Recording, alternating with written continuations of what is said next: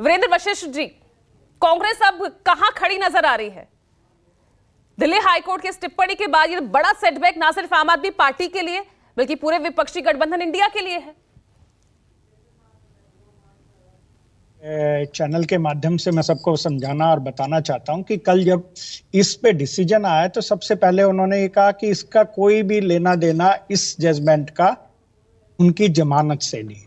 तो पहली बात तो जो चर्चा हो रही है उनको जमानत नहीं दी, उससे कोई लेना देना नहीं है। दूसरी बात कि अभी आप स्टार्टिंग पे हैं, आपने देखा है कि वर्तमान देश के गृह मंत्री को भी प्राइमरी स्टेज पे देश की कोर्टों ने तड़ी पार तक कर दिया था, पर उन्होंने ट्रायल फेस किया और बरी होके आ गए।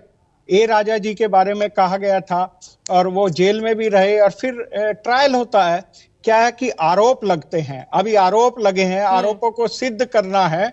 जब दोष सिद्ध नहीं होगा तो वो बच के आ जाएंगे। क्या आप ये दो मैंने एग्जाम्पल दिए हैं कि देश के सामने ये दिए। आज सबसे बड़ी बात जो इस मुद्दे के साथ भी जुड़ी हुई है वो है इलेक्टोरल बॉन्ड की। ना सुप्रीम कोर्ट डिक्लेयर करवाता इलेक्टोरल बॉन्ड, ना रेड्डी का पता लगता उसने कितने पैसे दिए, ना किसी और का।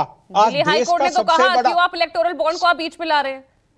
नहीं, मैं आपको कह रहा हूं ना कि आज electoral bond doctor Manmohan Singh की सरकार में इस देश को एक नया यंत्र कहें कि देश के अंदर ट्रांसपेरेंसी को दिखाने का मिला, राइट टू इंफॉर्मेशन। और उसी राइट टू इंफॉर्मेशन के तहत सुप्रीम कोर्ट ने कहा कि राइट टू इंफॉर्मेशन होना चाहिए हर नागरिक का कि वो किसको वोट दे रहा है, उसको कहां से पैसा आ रहा है।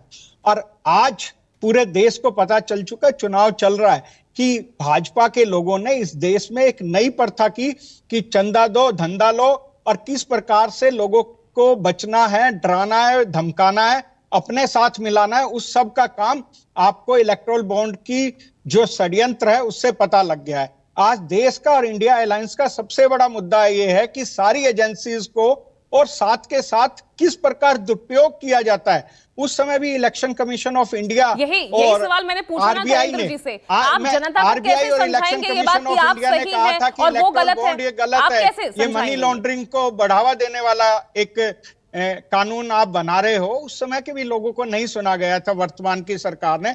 मैंने आपको साफ दे दिया है कि आज प्राइमरी स्टेज पे है, तो आज ना तो अरविंद केजरीवाल जी किसी भी रूप से दोषी कहे जा सकते हैं। हाँ, उन पर दोष सिद्ध होता है, उसके बाद उन्हें मान सकते हैं कि हम दोषी कहें। लेकिन बीच चुनाव में तो सेटबैक है ना ये आपके गठबंधन के लिए, और दिल्ली में तो आपके लिए। आज पूरा देश ये कह रहा है कि ये सब जो किया जा रहा है केवल इलेक्टोरल बॉन्ड का जो घोटाला, महाघोटाला हुआ है, उसको ना लोगों के बीच में जाए, उसको रोकने के लिए ये गिरफ्तारी हुई है, मेरा ये मानना है। ठीक है।